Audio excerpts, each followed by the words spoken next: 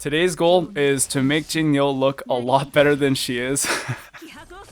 No, but it's gonna go by quick, so I'll try to break down exactly what I'm doing. We're gonna do Yanqing first with the sustainless comp, and then fight Sam with a more normal team.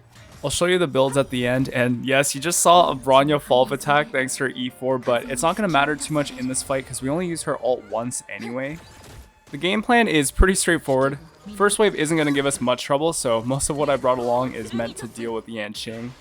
He does have 40% ice res, which is kind of a problem, but we can lower to 3% with Ruan Mei's ult and Pela's E4 after using a skill. We have a slow Ruan Mei using 2-piece Von Whack, letting her advance forward enough at the start of battle so she can basic into ult before anyone else moves, while still being slow enough that her field will never drop at any point in the fight. I also managed to almost get 100% defense shred, 98% to be exact, but I'll get more into that once we actually see the builds. So right here I'm thinking if I should pop Bronya's ult, but I need to save it because we're only going to be able to use it once anyway for when she has more turns to act. We only have one more enhanced skill here, so we're going to Pela first so that we get the defense down before we attack. Pela skill to apply the ice res down on Yanqing, and from here it's pretty straightforward. We need to get back into the state as soon as possible. This is the only turn Ruan Mei is going to get this fight other than the first one. That doesn't make any sense, does it?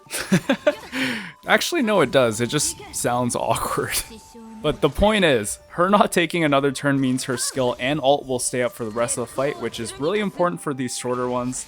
You'll get a better ult uptime over the course of a longer fight if you run fast Mei, as well as generate more skill points, which you'll see once we fight Sam. But this is it.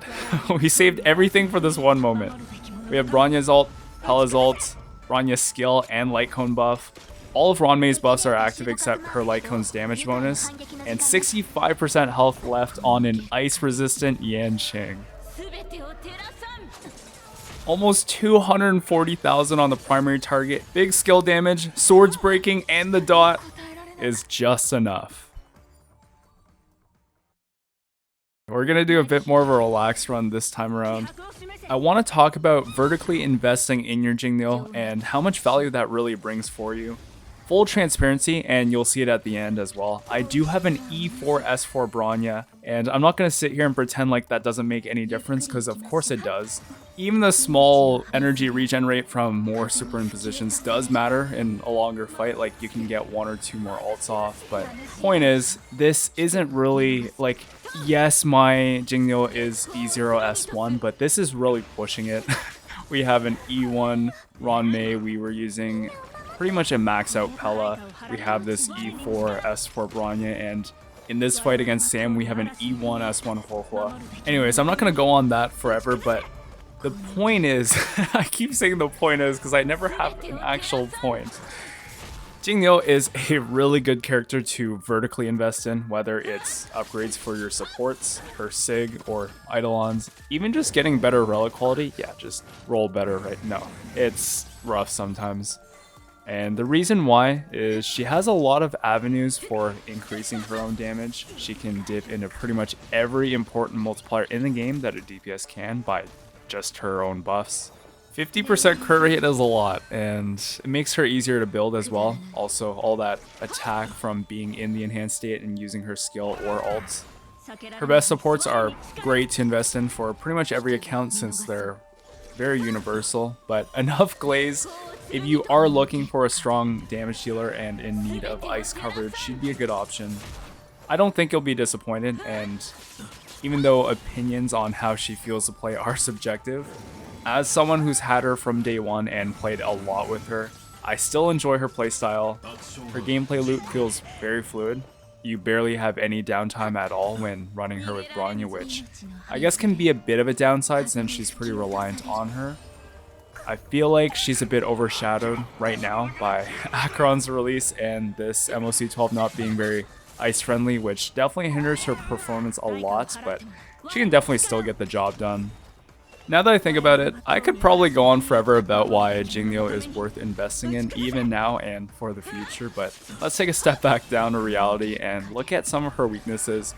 By no means do I think she's fallen off, rather, I think it's the opposite. She's aged really well, and I'm not talking about her looks, though that's also a consideration. Even though this is true for pretty much every damage healer, it's even more apparent with Jingliu, kinda similar to Acheron.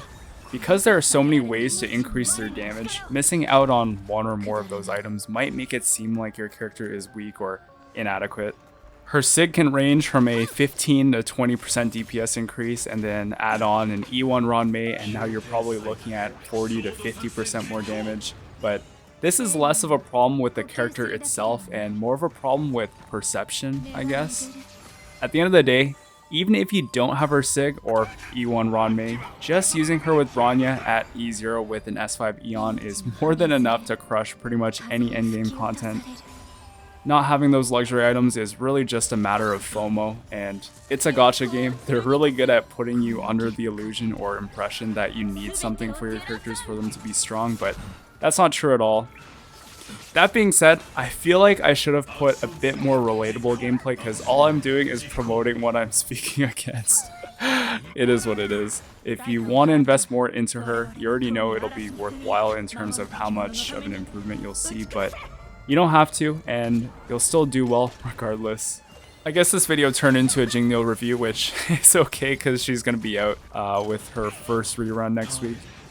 On a side note, I did start a free-to-play account as a result of making that free player's guide to beating the game, and I've been making progress on it. I'm still going to be pulling for characters, but I do think it's fun to experience the game on a free-to-play investment level, and I'm getting destroyed by Memory of Chaos, Pure Fiction, and the Harder Swarm and Golden Gears game modes, but it should be good. I'm having fun on it. Anyway, here are the builds I used for the Yanqing side. She normally runs on 4-piece Ice, which I'll show in another video some other day, but 4-piece Quantum here because we're going for that 98% defense shred, so 10% from the Relic set, she's E0, 12% from her Light Cone, 40% from Pela's ult. If I got that to level 12, then we would be at exactly 100%, but I'm a bit lazy on the trace farming front. Still stuck in Relic Hell. Ruan Mei, she is on this slow set. Normally I run her hyper speed or 161, something around there. And she does have her E1, so an extra 20% defense down when her field is up. This is my Bronya. I really should get her Light Cone to level 80, but it's S4. All of them have been gotten from lost 75-25s, which is a little unfortunate, but at the same time, Bronya is so powerful that we'll take it. E4, really funny. It's not the damage that matters, it's mostly the energy. I don't really think there are any new breakpoints, but sometimes there are. You get your ults one turn faster in a long fight, but Resolution shines, again, with her ults, combined with Ruan Mei's E1, Jingliu's Quantum set, and Light Cone, we get to 98% defense shred, which is just crazy. Her E4 is very helpful as well to reduce ice res, and that's pretty much it. Thank you so much for watching. Good luck with your pulls.